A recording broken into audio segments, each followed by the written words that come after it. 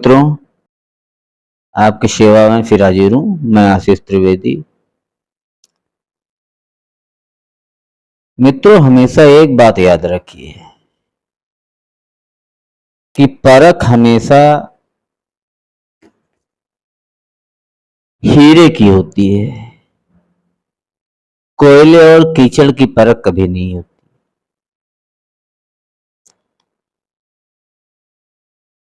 क्योंकि कोयले को सभी जानते हैं ये कालिक है,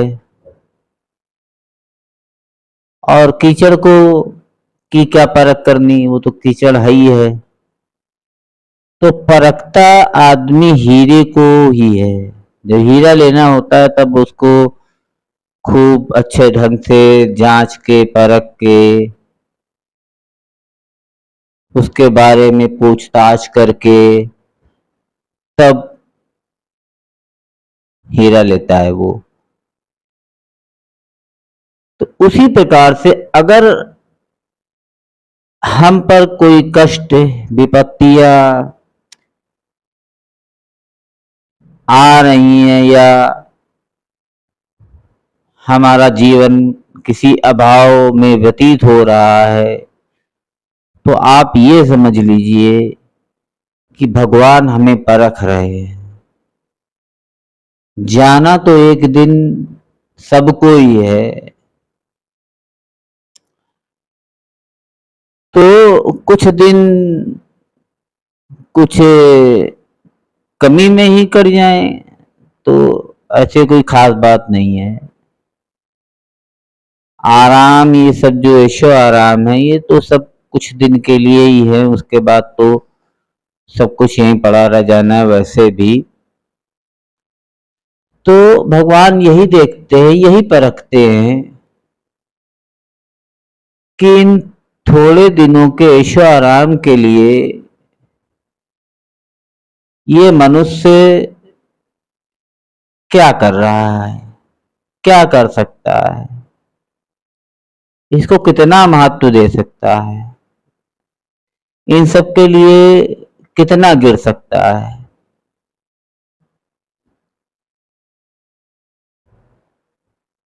तो इस बात की परख ईश्वर भी करता है।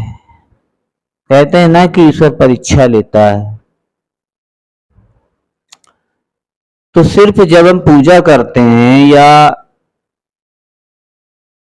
हम भगवान के सामने खड़े होकर प्रार्थना करते हैं, सिर्फ तभी ईश्वर हमारी नहीं सुनता है, और बाकी 24 घंटे गूंगा बहरा अंधा नहीं हो जाता है। वो 24 घंटा देख रहा है, सुन रहा है, समझ रहा है, और किसी न किसी रूप में बोल रहा है, कर रहा है सब कुछ। तो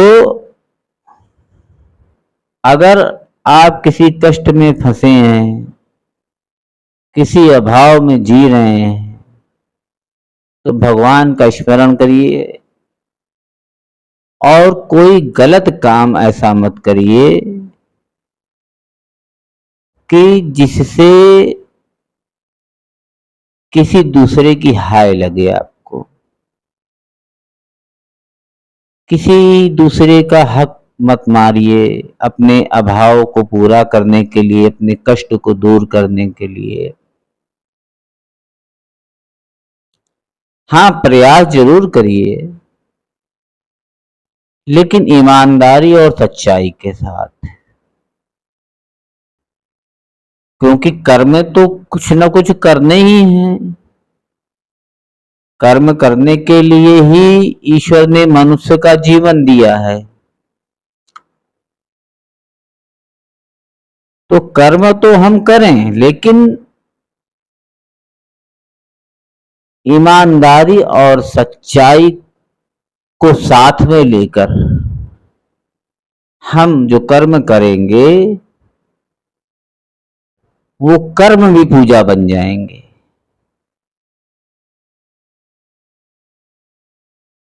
और वही पूजा अंततः हमें फल प्रदान करेगी। और यदि फल नहीं भी प्रदान करती है इस जीवन में,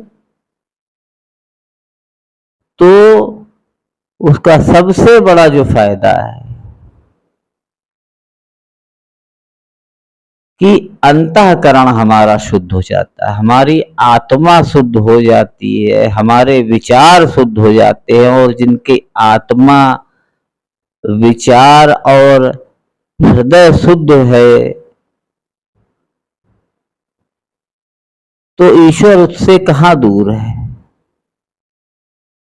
रामायण में भगवान श्री राम ने स्वयं कहा है कि निर्मल मन जन सो मोहि पावा, मोहि कपट छल छिद्र न भावा। तो जब आपका हृदय शुद्ध और पवित्र हो जाएगा, तो अगला जन्म में पता नहीं आपको ईश्वर क्या रूप दे, अपने साथ रख ले, कहाँ आपको जन्म दे, ये किसी ने नहीं देखा है। भीष्म पितामह को 74 जन्म बाद उनके अनजाने में किए हुए बुरे कर्म का दंड मिला था। इसी प्रकार से बहुत सी ऐसी सच्ची बातें हैं जिनको हम कथाएं भी कह देते हैं वेद पुराणों की, जो साक्षात प्रमाण हैं कि किसी भी कर्म का फल खाली नहीं जाता है। तो यदि आप सच्चाई ईमानदारी से अपनी परीक्षा में पास हो जाते हैं, नकल नहीं करते हैं, बेईमानी नहीं करते हैं,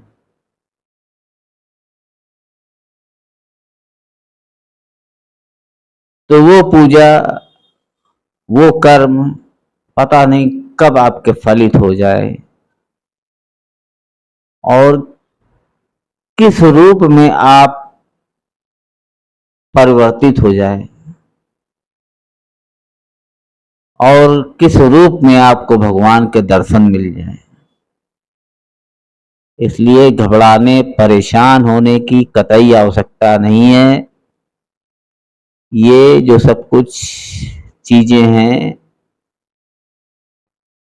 ऐशो आराम, सामान, लग्जरीज आइटम्स, कुछ ही दिनों के लिए हैं, बाकी सब यहीं पड़े रह जाने हैं। तो अगर कुछ दिन ऐसे भी कट जाते हैं इन सब चीजों के बिना, तो भी कोई खास बात नहीं है विशेष। जैसे एक दिन किसी पार्टी में चले गए तो अच्छा खा लिया,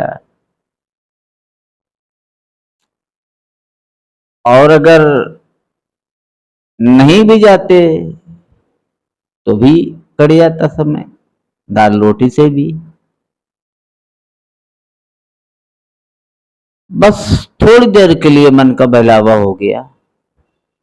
उसी प्रकार से ये ऐशो आराम सब चीजें थोड़ी देर के लिए मन का बहलावा है। और अगर ये नहीं भी होंगी, ये जो सुख है ये नहीं भी मालूम होगा, तो ये कुछ देर के लिए मन का बहलावा है, नहीं होगा।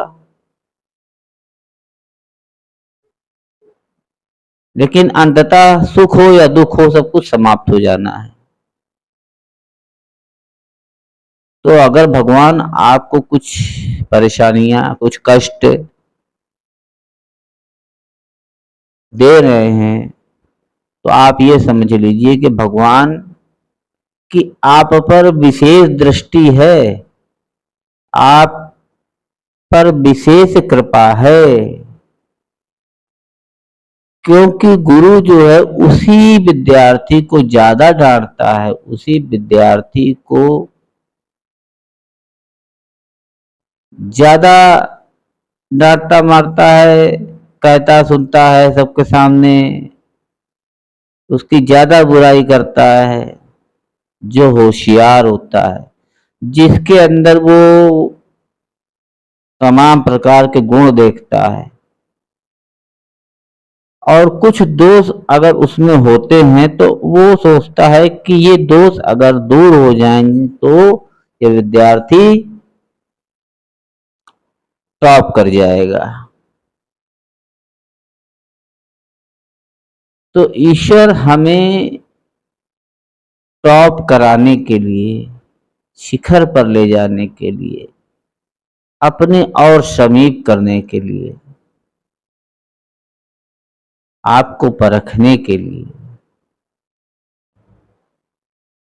विपदाएं देते हैं। विभीषण को इतनी विपदाएं दी। उन्होंने लिखा है, सुनऊ पवन सुत रहानी हमारी, जिन दसनन महो जीभ बिचारी। हे पवन सुत, मैं लंका में इस प्रकार से रह रहा हूं जिस प्रकार से 32 दांतों के बीच में जीभ रहती है।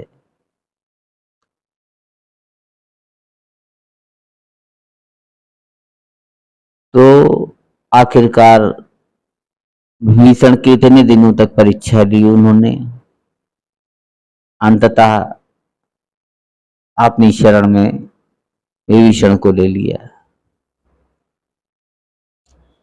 तो प्रभु की लीला तो अपरंपार है, उसको कोई समझ नहीं सकता है। हमको जो दिखाई पड़ता है हम वही मानते हैं, लेकिन हमको जो नहीं दिखाई पड़ता है बुद्धिमान लोग उसको भी महसूस करते हैं। जैसे हृदय की धड़कन है, हमने कोई अंदर मशीन नहीं फिट कर रखी है जो हृदय हमारा धड़का रही है। हमें दिख रहा है तो हमने कोई अंदर कैमरा ऐसा नहीं फिट कर रखा है जो हमें जिससे दिख रहा है। हम पैदा हो रहे हैं, हमें पता नहीं हम कैसे पैदा हो रहे हैं।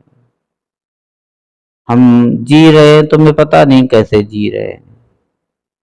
ये सूर्य कहाँ से आ रहा है, कैसे बना, चंद्रमा कहाँ से बना, धरती कैसे बनी, कहाँ से बनी। एक बात का उत्तर दोगे तो उस उत्तर के 10 प्रश्न खड़े हो जाएंगे। कोई कुछ नहीं जानता है सिवाय ईश्वर के। इसलिए जो बुद्धिमान मनुष्य हैं, सुदामा जी की इतनी परीक्षा ली, आखिर सुदामा जी को क्या नहीं दिया।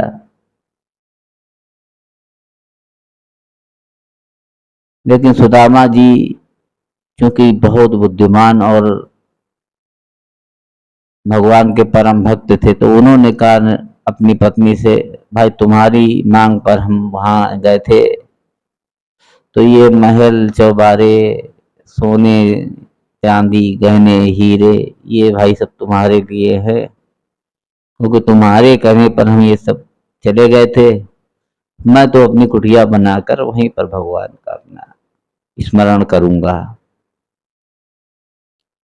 इसलिए हमेशा याद रखिए कि यदि आप पर कठिनाइयां हैं, विपदाएं हैं, परेशानियां हैं, घबराने की जरूरत नहीं। ईश्वर को याद करिए और सच्चाई और ईमानदारी पर चलते रहिए। देखिए, हो सकता है आपका काम ना सफल हो, आपका कष्ट ना दूर हो, लेकिन आपकी आत्मा इतनी प्रबल होगी, आपकी आत्मा के अंदर इतना स्वाभिमान आ जाएगा, इतनी दृढ़ता आ जाएगी, इतना प्रकाश आ जाएगा कि आपको स्वयं अपने आप पर गर्व महसूस होने लगेगा। और मेरी बात पर अगर विश्वास नहीं हो रहा है तो कभी करके देखिए, या जिन्होंने किया है उनके पास कभी बैठ के देखिए। उनके पास कुछ नहीं होगा, लेकिन उनके अगल बगल हजारों लोग खड़े होंगे। नेताओं की बात नहीं कर रहा हूं, महात्माओं की बात कर रहा हूं। वो सिर्फ एक धोती लंगोटी में खड़े होंगे और उनकी निगाह किस पर पड़ जाए किससे वो क्या बोलने, बस जनता इसके लिए आतुर होगी। तो जबकि उनके पास कुछ नहीं है, शरीर ढकने के लिए ठंड में ठीक से वस्त्र नहीं है, रहने के लिए ठीक से जगह नहीं है, झोपड़ी चू रही है, बरसात हो रही है।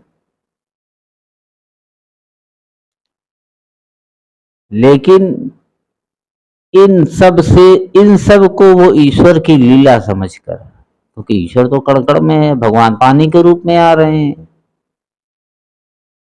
भगवान विपदा के रूप में आ रहे हैं। चैतन्य महाप्रभु तो ऐसे थे कि पत्थर से ठोकर लग जाती थी तो उसी पत्थर को गले लगा कर रोने लगते थे, हे प्रभु, अरे आप पत्थर के रूप में पड़े थे, मुझे दिखे नहीं, मेरे चरण से आपको ठोकर लग गई, कहीं आपको दर्द तो नहीं हुआ। तो चैतन्य प्रभु आज भगवान के बराबर माने गए। रामायण कहती है, रामचरितमानस कहती है कि सोई जानो जे देव जनाई, जानत तुम ही हुई जाई। ईश्वर को हर आदमी नहीं जान पाता है। कार्य सब जानते हैं, बंगले सब जानते हैं, पैसा सब जानते हैं, लेकिन ईश्वर को हर कोई नहीं जानता है। ईश्वर को वही जान पाता है जिसको ईश्वर जनाना चाहते हैं। सोई जानहु जे देव जनाई, जिसको आप जनाना चाहते हैं वही जान पाता है। और जानत तुम ही हुई जाई, जो तुमको जान लेता है वो फिर वो नहीं रहता है, वो तुम ही हो जाता है।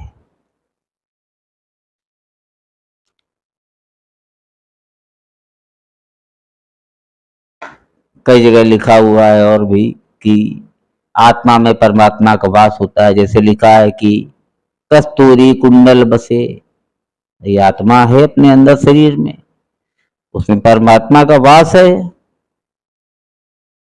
तो अपने अंदर परमात्मा है, लेकिन हम उसको याद नहीं करते हैं, ढूंढते हैं अपने ऐशो आराम सुख चैन को, या भगवान को भी मान लीजिए ढूंढते हैं। तो लिखा है कि जैसे हिरन अपने अंदर कस्तूरी होते हुए भी उसकी महक उसको जब महसूस होती है तो उसको वो चारों ओर जंगल में घूम घूम के दौड़ के देखता है कि कहाँ से आ रही है ये महक। उसी प्रकार से मनुष्य लिखा है कि कस्तूरी कुंडल बसे, मृग ढूंढे बनमाई, ऐसे घट घट राम हैं दुनिया देखे नहीं। तो ईश्वर आपके अंदर हैं, बाहर हैं, इसलिए घबराने की तो बिल्कुल आवश्यकता नहीं है। मौत से तो डरने की बिल्कुल आवश्यकता ही नहीं है, क्योंकि वो तो आनी ही आनी है। जिसकी शुरुआत हुई है उसका अंत जरूर होगा, जिसका उदय हुआ है वो अस्त जरूर होगा, सुबह हुई है तो रात जरूर हुई है, जो पैदा हुआ है वो मरेगा जरूर। इसलिए जो चीजें निश्चित है उससे क्या डरना और घबराना।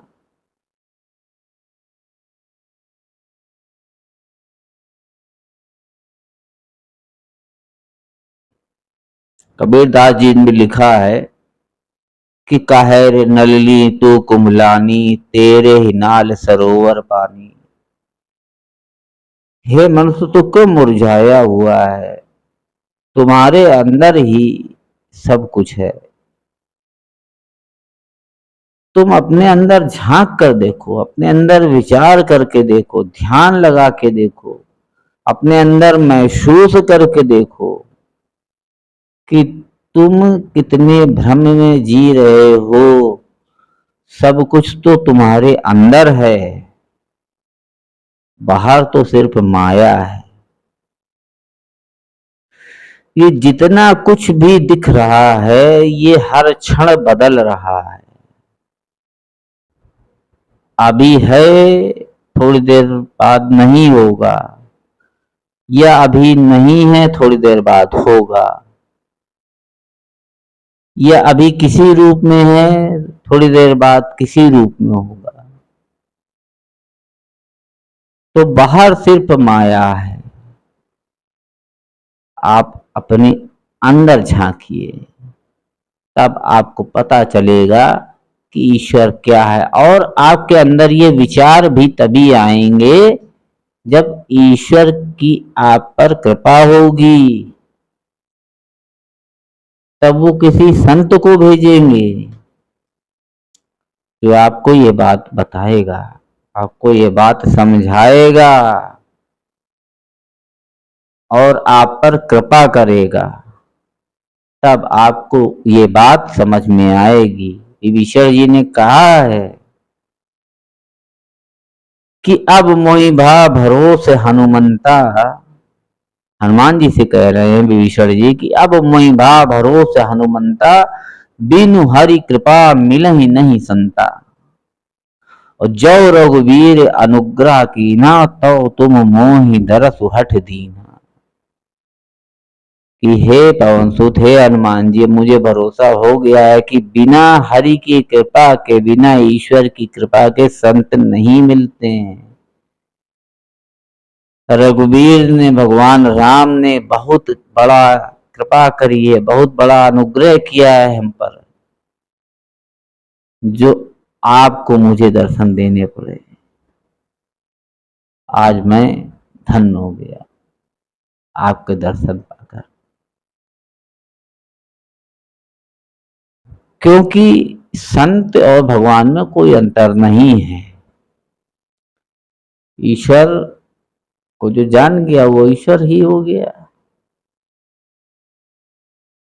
तो भगवान अपनी बात तो टाल देते हैं, एक बार अपनी बात टाल सकते हैं एक बार, लेकिन संत की बात, अपने भक्त की बात नहीं टालते हैं। इसलिए निर्भीक होकर जिए, खुश होकर जिए, ईश्वर को धन्यवाद देते हुए जिए, सच्चाई और ईमानदारी की राह पे चलें और अपने कर्तव्य पथ को बिल्कुल भी मत छोड़ें। राष्ट्र और धर्म के लिए जिए,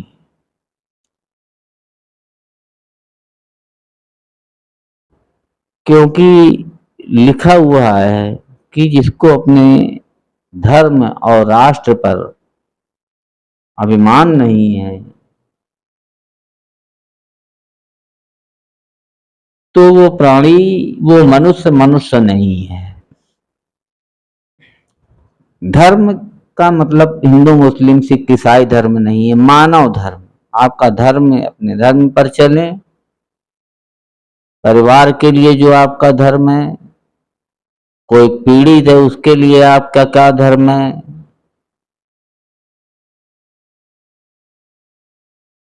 कोई गुंडा है उसके लिए आपका क्या धर्म है, कोई आतंकी है उसके लिए आपका क्या धर्म है,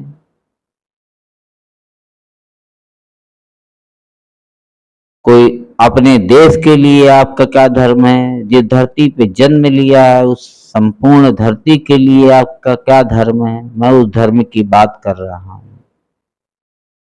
तो अपने धर्म की राह पर चलते रहें,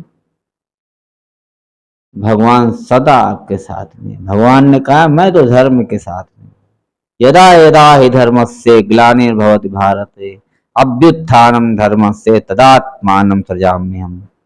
ये भगवान के अपने मुख के वाक्य हैं, ये मेरे मुख के वाक्य नहीं है।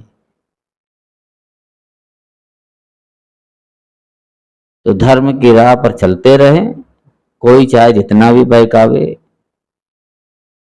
क्योंकि मन है बहकाता रहता है, तो उसके बहकावे में मत आवे, ना किसी दूसरे के बहकावे में आवे। जो आपने धर्म अपना चुना, संतों के बताए मार्ग पर चले,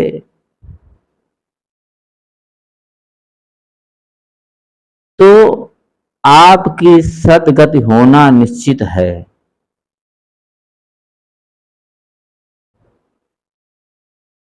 ये बिल्कुल आप विश्वास मानकर चलिए।